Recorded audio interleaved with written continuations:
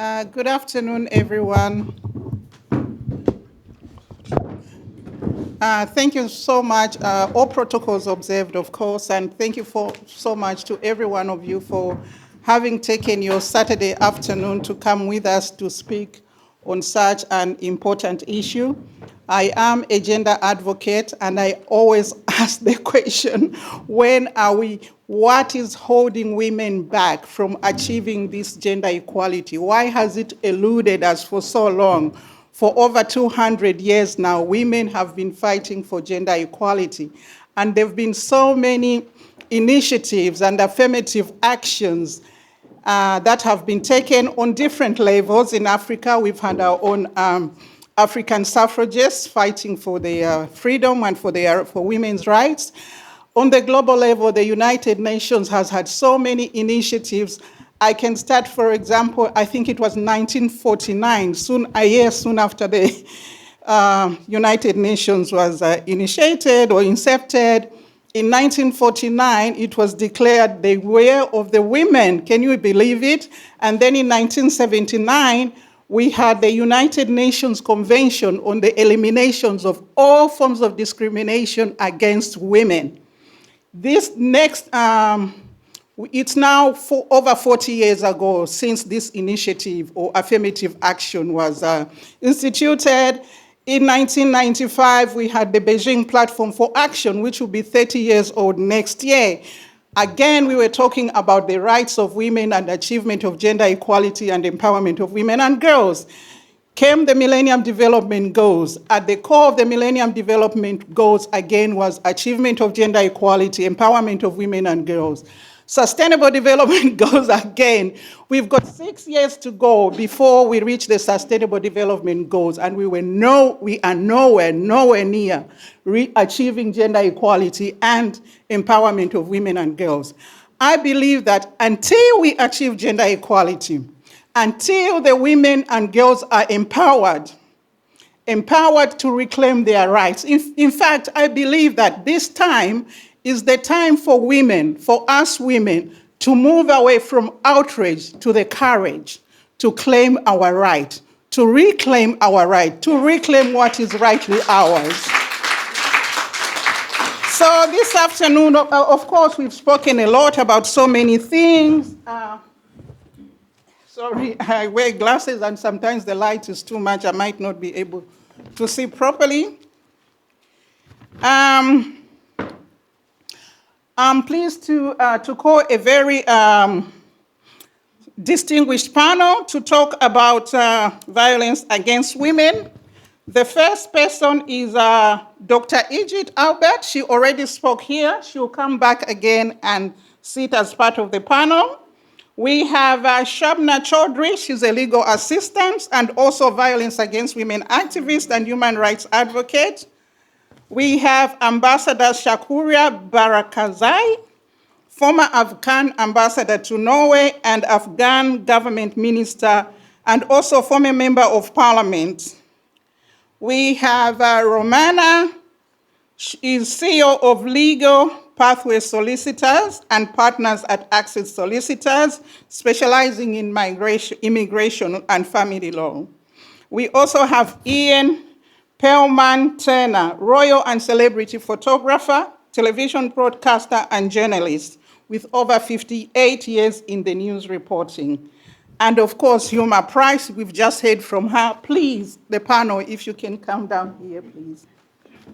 Thank you.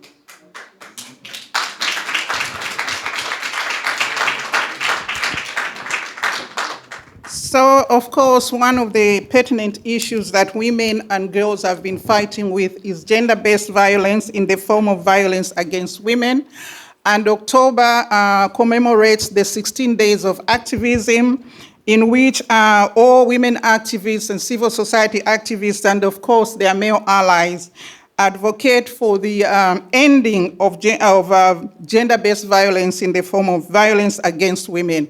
But of course, because it's gender-based, we also advocate to end the violence against men too, because it takes two to tango, and we are advocating for a 50-50 planet if we are going to reclaim women's rights, the men should have their rights as well, but we need to be 50-50 and not 80 to 20, sorry. So we know that we have heard from all the speakers before, and we have read in the news that violence against women in the UK remains a significant and pervasive issue affecting women across all social, economic, and cultural backgrounds. No one is left out. This violence takes many forms, of course, including domestic abuse, sexual assault, harassment, stalking, online human trafficking, female genital mutilation, and we can go on and on. It's in so many different ways. There's also financial abuse. Statistics have reviewed that nearly 1 in 3 women in the UK, and of course other parts of the world, will experience some form of physical or sexual violence in their lifetime, and normally from an intimate partner or somebody they believe loves them or somebody they believe they love. So domestic abuse being one of the most prevalent of these forms. So one wonders why, despite efforts by the UK government and various advocacy groups like ourselves to combat violence against women, there still remain significant gaps in both prevention and response. Law enforcement agencies are often criticized for failing to take allegations seriously, and conviction rates for sexual offenses and, of course, violence against women are notably very low. While we should acknowledge that there's been some progress, but the issue still remains deep-rooted societal problem that requires comprehensive action across legal, social, and cultural dimensions. I am pleased and honored to sit here with such distinguished ladies and gentlemen who may be experts in their own rights on this issue. And I know that once someone is taught to do is properly taught to do something, they'll properly do that thing. So do you believe that our police officers have been trained to recognize the early signs of abuse and how to intervene before violence escalates? And what support system do you think have been put in place to report violence in terms of both psychological and legal assistance? Any of the panelists can answer that, please. Okay, so I shouldn't have been here on this set, but I am now. My name's Rona. I come at it from a very different angle to these amazing experts and some of the stories that we've heard. I'll pick up on a story that I went through recently about taking a prolific individual, a coercive individual, a bully and a narcissist through the legal system because I was taught that was the way to go. Not only was it hard to become a whistleblower, not only was it hard to put your head above the parapet on a big platform, because this individual had large numbers of followers, etc. What I found, sadly, at the end of it, that when we came out of the court system, along with others, we all won our cases. We had no legal representation. We didn't have any money, so we did it ourselves. Was that actually this individual will continue to do what he's doing because there are laws that essentially protect an individual to keep doing that. So that's my own personal experience, that even when you are brave and you have the gumption to get up and say enough's enough, and I'm going to speak for others, you go through the process and there's little action. I know now, today, this man is currently being taken to court for another £60,000, and he's not stopping doing what he is doing. It's not just against women, he does it against men as well. So I think there's definitely something to be said about being held accountable when you are taken through that traumatic experience of following the courts, which takes, it was actually a year ago today. Thank you. How do I answer a question like that? First of all, 10 years ago, I started working with SO15, which is Counterintelligence Metropolitan Police in London, to actually build bridges between communities and the Metropolitan Police because they felt they had no contingency plans at all. The figures are, I think it's 2% of rape cases ever come to trial. Women are totally afraid of coming up for not being believed. Their phones are taken away, their lives are taken away, their honesty is taken away. They are totally corrupted before they even come to court in the first place. So for me, I think the court processes need to change. That's point number one. I think a lot of communities need a lot more support from the police. And yes, there is racial inequality in the police as well. You know, I've seen it at first hand. One of my colleagues who was African got stopped by the police one night. And basically, he didn't inform them that he was a senior officer in the Metropolitan Police. And they almost broke him down. And he had to then, afterwards, report them for what they had done. It was racial inequality. So for me, this afternoon, I've got rather angry because I'm angry on all your behalves. I really am. I'm angry on all your behalves because I think women need to wake up. They need to sort of start seeing now that you have futures, that you have values, that you can overcome any problems at all.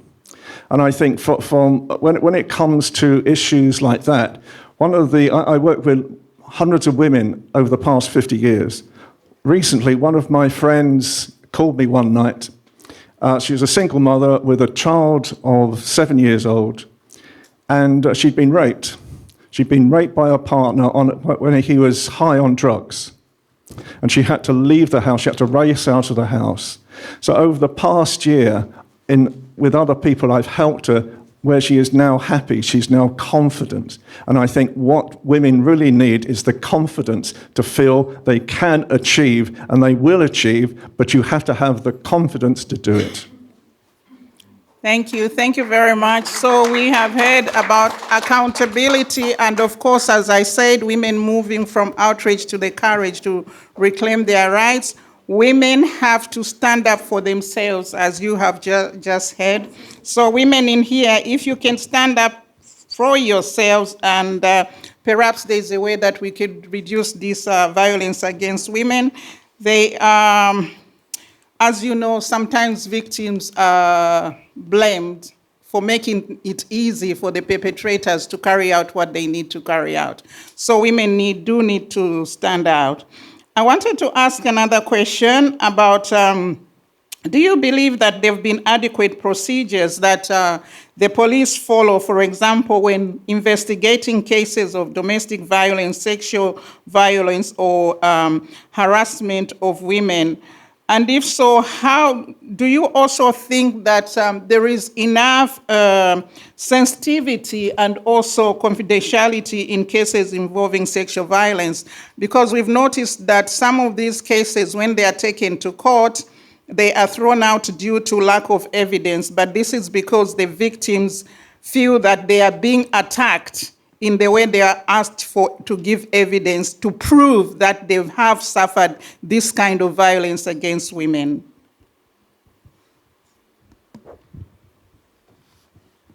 Thank you for that. I think I want to sort of answer your first question as well as your second question in this. Why are we still struggling to get equal rights for women, and why are we still struggling for a violence-free society? I can tell you very specifically from the point of view of Asian women, because I also practiced immigration before I went to do family law full-time, and I used to do a lot of asylum cases, and I was reading a report that was compiled in India and Pakistan about women, and I was absolutely shocked out of my mind to read that 87% of the women believed that if during the course of the day their husband gave them a slap or pushed them, it was fine and not something to complain about or to raise. I was absolutely shocked. Now, importing that into the UK, the same women with the same mentality come to the UK. And there is one very common practice in the UK. A lot of British Asian men who were born and brought up here go back to get wives because they believe that they can there are a lot of genuine cases where people fall in love, but there are some who go back I have to be so careful what I say because the Bar Council can call me up for some of the things I say. So some of them go back because they believe that women from abroad will be easier to control. So what happens when they come here? The problem that women have in reporting violence or any of those things is because they are told by their families, it's a very racist society out there. If you go out there, nobody's going to help you. And the biggest weapon is they'll send you back to your country if you go back. You'll be removed. And there are some families that are so ruthless that they don't actually get indefinite leave to remain for the women they bring from abroad. They just keep them in a vulnerable situation forever and ever. Now, another problem that we have in England that prevents women from fighting, particularly Asian women, from fighting against their rights is because Western authorities, when they try to reach out to the Asian community and discuss their issues and so on, they always find men. And I find, a big group of Asian men get invited to Downing Street. You never see a group of Asian women being invited to Downing Street. So there is real lack of information and lack of awareness of what the issues are. There are women like me and other women who are multicultural who are trying to, but the reason women don't come out is one, they don't have access to the cultural upbringing that this is normal, this is what my mother went through, this is what my sister went through, I'm going to go through. Unfortunately, very, very respectfully to everybody in this room, the misinterpretation of religion has had a lot to do with this in recent times. Not religion, but religiosity seems to lead the world today. People can bring anything they want within the umbrella of religion and perpetuate abuse and violence, and we really need to raise awareness of that. Thank you very much. I see. I can just make a quick point as well. I want to dispel a belief today that men are cleverer than women. They're not. Listen to what I'm saying. Men are not cleverer than the women. Women are probably far more intelligent than any man. And so the reality right now is that you can fight this much more if you believe in yourself. So I hear what you're saying, and with my colleague here, one of my friends is Asian. Basically, she was given from India to a man who beat her in Britain. Then she went back to India, and she was sent to another marriage that beat her again. And then she decided to create a business opportunity for herself, and she found out that she was bullied continuously. Now, I've worked with this lady for 3 years now, and now she's creating a kindness program for women. That is what women can achieve. Thank you very much. So we've heard about traditional and cultural norms that perpetuate some of these vices because women believe that the men have a right over them. I am from Zambia, from Africa, and from the family, my mother's family, women have, in fact, both my mother and father's family, women have always been leaders. Women in my part of the world used to hold leadership positions, and some of them were equal and even more superior than their men until colonization. Colonization came and tipped that kind of behavior.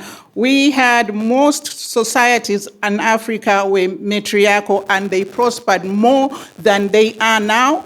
Africa has been relegated to poverty and all of these things. This is because our mothers who used to make the continent prosper before are no longer in leadership positions, and they do not sit at those tables that make decisions. So that takes me back to, do you think that violence against women continues to reign because most of the judges are men, most of the policemen are men, and most of the decision makers and policy makers regarding violence against women? For I know that laws are made, laws can be made overnight. If you just look what happened during COVID, we woke up next day and said you cannot go outside. we can do the same. There have been other laws when something has been happening in the country and the law has been made overnight or within a week, and people have adhered to it. But to me, it would appear that they are not strong enough laws to stop violence against women. And I could attribute it to the fact that in most leadership positions, in the spaces that make those decisions, we have more men than women. What does the panel think? Sorry, thank you.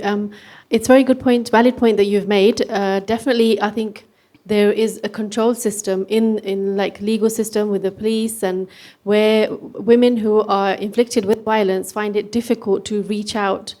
And I think that's where one of the main problems are, because they believe that, like touching on what Uma Price said, it's a cultural belief that a woman has to suffer what they are suffering, and if they reach out, they could be facing worse consequences, or the person attacking them would become worse, and there will be no protection in place for them.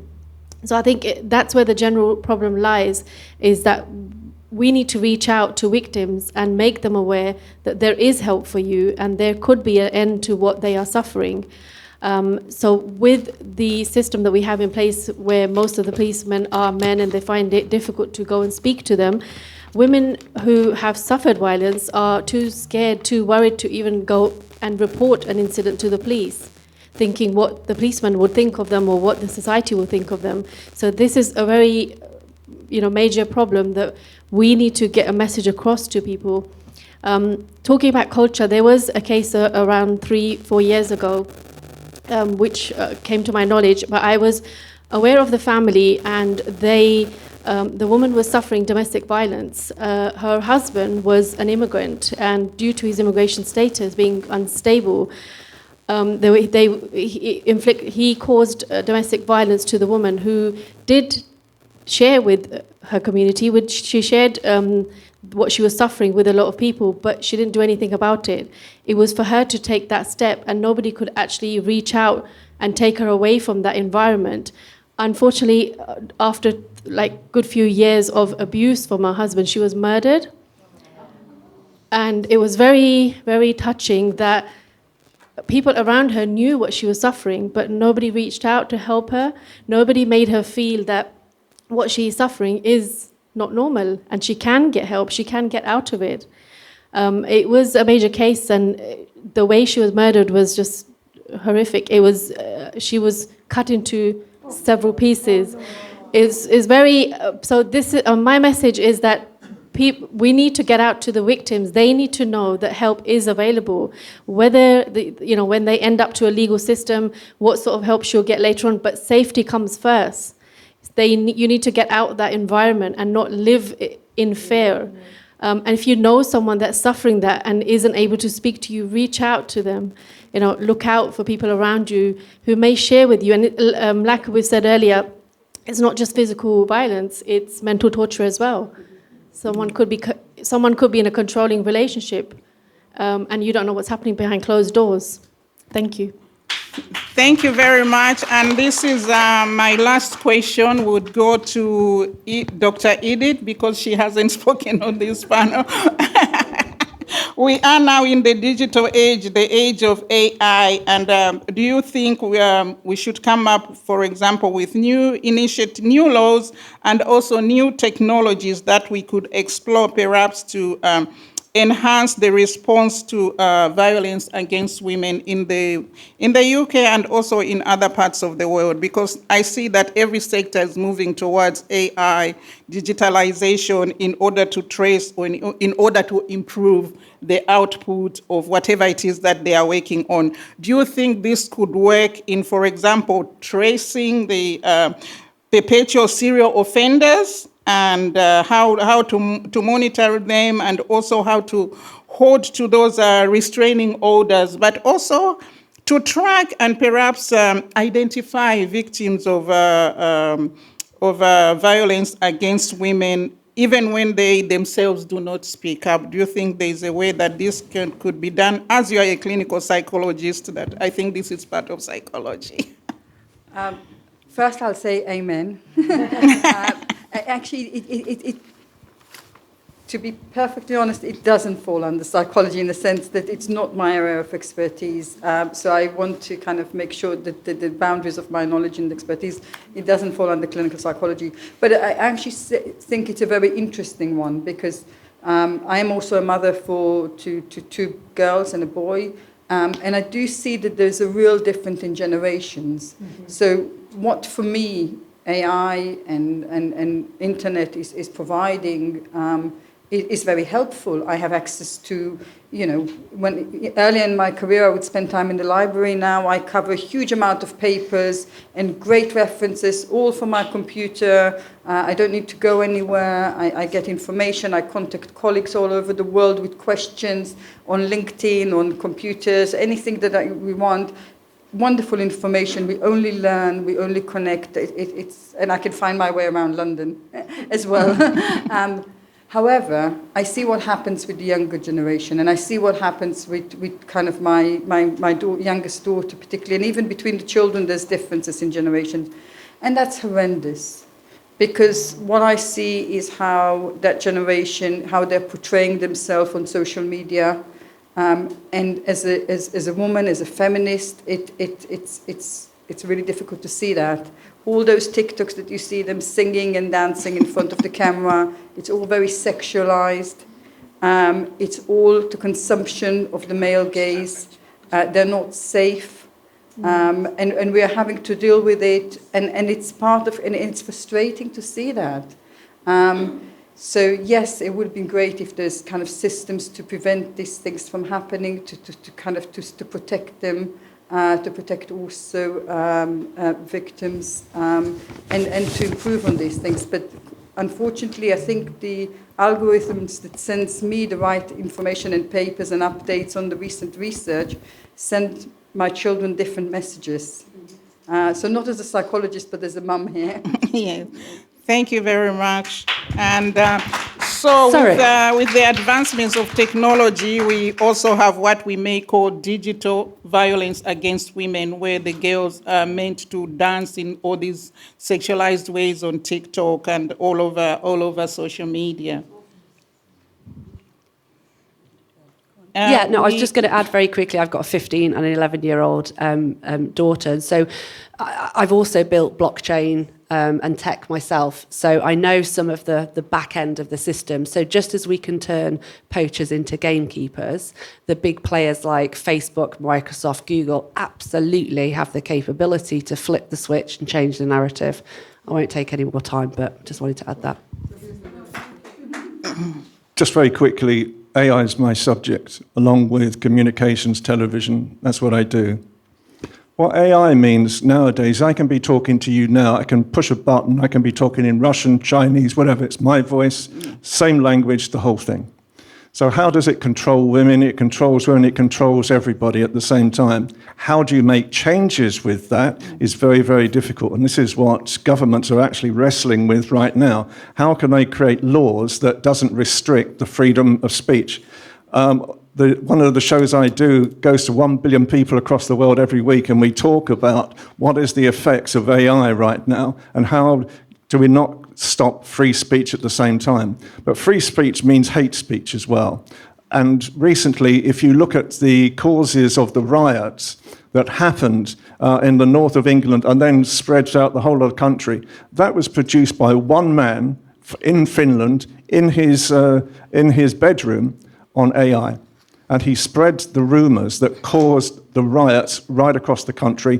1,000 people are now in jail because of it. That's the effects of AI. Yeah, we saw that, of course, with the Arab Spring as well. All that was done through Twitter and just sent the whole of the Arab world into what we are seeing now. So thank you very much to the panel, and we'll now have a few questions from the audience. I just want to be specific. We are asking for questions. Please do not stand there and start lecturing us. Can I just say one thing before we take questions? The people that need to speak are the panelists here. They should be given enough time to speak, and the audience just need to ask questions and not to start lecturing the panelists. Very, very quickly, the first point about women taking abuse it's something we haven't touched on this afternoon. Men who inflict violence on women don't do it all the time. You see, they're very charming. After they've beaten up their wife or girlfriend, they bring flowers for her. And she begins to question, was it me? Did I misunderstand? And a lot of the time they gaslight these women, and the women blame themselves and say, he's so nice, he's just bought me a diamond ring. And that is the problem. We have to understand, and I have this problem with judges a lot. When I present victims of domestic violence and the judges look at their history, he took her on holiday to Greece, he took her on a cruise, and they say, I don't believe she would have gone with him on a cruise if he was domestically. And this is a real problem, and we need to raise awareness that a horrible man is not horrible all the time. It's only sometimes there are some triggers which make him like that, and we need to raise awareness of that. Thank you very much. Okay, but I think I don't know how I would never go on holiday with a person who has just put his hand on me. Me too. I would never, because then I'm taking myself in more danger. If he can put a hand on me where there are children, what about where there's just the two of us? Anyway, yeah, anyway, yeah. Okay, let's have the questions now. And say they're going on holiday, you do not know how that person feels. So when we have different experiences, where in yourself, if you would never put yourself through that, it doesn't mean that others cannot. That is true. Yeah, this is what we need to understand as well as a society. So if someone expresses themselves, if you can't understand how that person could put themselves in that position, I would hold back in giving that opinion. Okay, so are we then saying, because we are going back on our word, because we just said, as he said, as I have said, women need to fight back. So how are we going to fight back if we are going to be letting this continue? If we are going to be giving excuses for this to continue happening? Because if we put a stop to it ourselves, then a stop will be put to that. Fighting back requires community.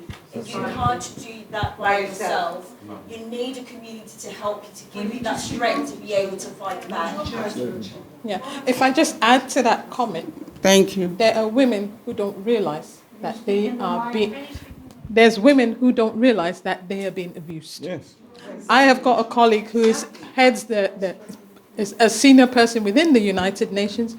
Until she joined that firm, she did not realize she was going through an abusive relationship. So it's how we can raise awareness, and for you guys that are in the legal team to help us put workshops together on how we teach women to gather evidence to make your jobs easier. That's my bit. Thank you. It's going back to that point. It's society, it's not just women, it's a responsibility of all genders. It's a societal issue. We're hearing here women who are educated, who are professionals, who are not going through a cycle of abuse, who are talking about taking whistleblowing cases at work. We see this time after time. We see it in an organization like the NHS. This is not necessarily about sexual abuse. This is about misogyny in the workplace and bullying. And what we're seeing is the organizations are not supporting them. We're seeing them going through the process. Those processes are detrimental to their psychological well-being, to their families, to their career. People being dragged for years. I've got a colleague who's been dragged with a case like this for 10 years. This has impact on her work, on her family. We're seeing it time and time again, and organizations are not standing up for this. And these are women who are educated. These are women who have friends, who have families, and still struggling. This is a societal issue. This is not just women's issue. We cannot blame the victim.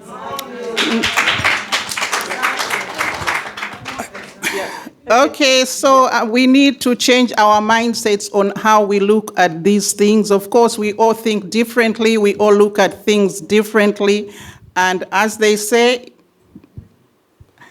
there are so many ways to skin a cat. Okay. Yes, very quickly. I just wanted to sort of put something in the ring, which echoes actually what you've just said. And don't you think that actually we are dealing with a much bigger agenda, where there is at the basic level psychological and physical violence. At the next level up you have cultural violence, where the patterns and systems of oppression actually keeping people from recognizing what's happening. And at the next level up we have structural oppression, structural violence, where the systems of governance, the systems within institutions, within business communities are all structured on an old pattern that is still discriminating systematically against women having equal power. What do you say to that? I'll answer quickly because I do have to dive for a train, if that's okay. Firstly, I'd like to say I'm a huge advocate of systems change. Where there is a problem, you scratch the surface. There's root and cause and effect. I absolutely do believe that this is a bottom-up and top-down issue. And I'd just like to leave the audience with, we are 51% of the world's population. Exactly. What is the worst that's going to happen? And I think the systems change comes from a fear of change and a fear of what if. So we can solve any problem with what if. Women are bloody incredible. We can multitask, we can give birth, we can solve problems. And yes, we get things wrong, but actually it is about systems change. And I think there's a fear from a minority of those in power about what would happen if we had equal rights. Oh yes, you definitely all be Zambians. It's been said before that if Eve as one woman could turn the world upside down, what can a whole group of women, the whole 51%, can definitely turn the world right side up. And this is where we get rid of all these discrimination against women. We can easily achieve our gender equality if we made those decisions, if women sat at those tables. Women sat at those tables to make the decisions, to make the policies, to make the rules, to make the regulations, to make the laws, and to ensure and monitor those laws.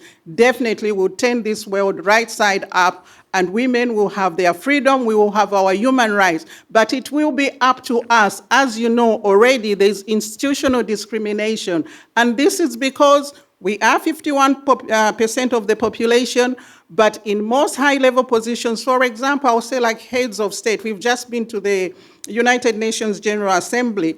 Only 20 women spoke there out of 193 member states. We've only got, 7%. We've only got 7% of women as heads of state in the whole wide world. Look at the G20, how many women do you count there? Look at the G7, how many women are there? So don't be afraid as women to wait for other people to make these decisions for you. The last thing I wanted to say, just last year, the World Economic Forum, was it last year or the year before, said it will take another 134 years because we can achieve gender equality. Who is setting that pace? Can I ask, or can I actually sort of say as a man, what I think? You talk about all the stratas, and you talk about all the things that are necessary. I think the thing that's necessary is to teach girls at school how to be strong, how to survive, how to create values for themselves, how to teach respect, how to actually show that they can be a businesswoman as well. And I think until you do that, all the other stratas mean nothing to you. You know, I get angry for women. I love women. I love womanhood. I want women to win.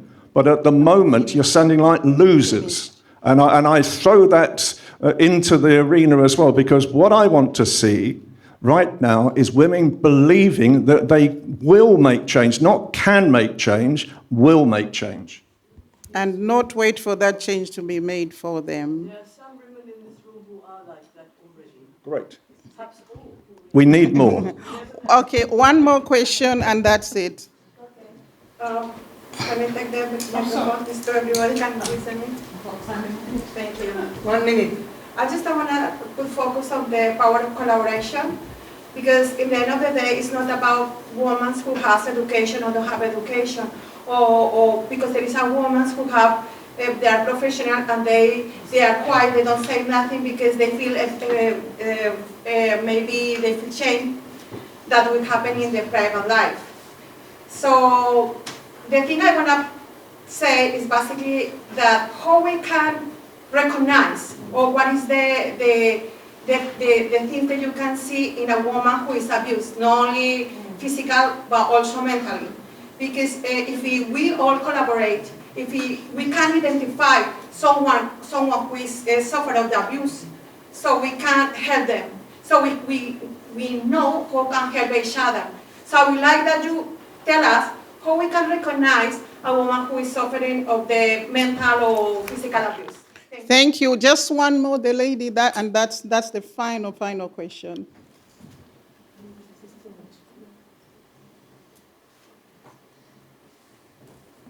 Hi, everybody. I think this is so important. Thank you to all the panel, especially that lovely, the author. Thank you so much. You inspire me. But most importantly, yes, can you give her a round of applause? You inspire me so much.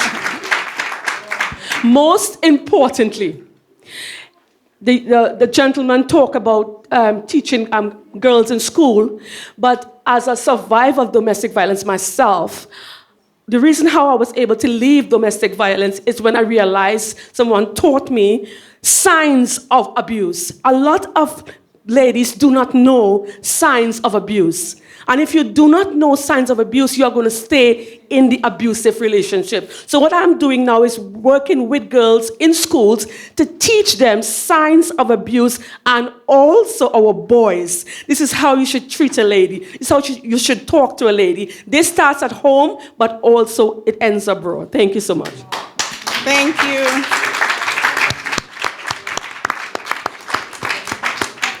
Thank you. So we have covered societal issues, traditions and cultures that perpetuate these laws and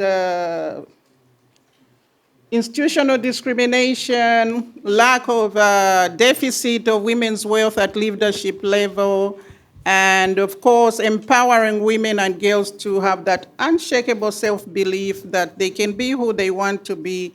Then they could also try to stand on their own 2 feet until such time that they can find a partner and how to live with that partner, and recognize, of course, the signs of abuse and signs of violence and what the future holds, taking into account AI and technology and, of course, mindset change. I think the most important thing, more than anything else, is to change the mindset. Can I just make one last point? I'm going to challenge Margaret now. She challenged me. Yes. I want to change the F from federation to fulfillment. I want it to become the universal peace fulfillment for women. And what is stopping you? What is stopping you? And we can actually create globally across the world. You know, Ian, I would say to a woman, if that man hits you once, you either take him out of the house, or you go out of the house. Exactly. Because I have not been that treated such as this person, in my opinion.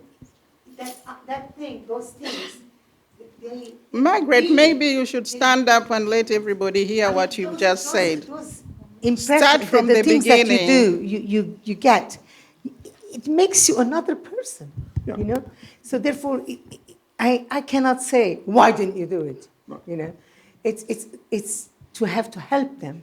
That's the point I'm making. The point I'm making is to create fulfillment for women, they have to feel respected, and they have to feel as if they've got the strength to do it by themselves. Exactly. Once women know that they can do it by themselves, and so we can actually, with your help as well, talk right across to women across the world and teach them how to survive, how to thrive.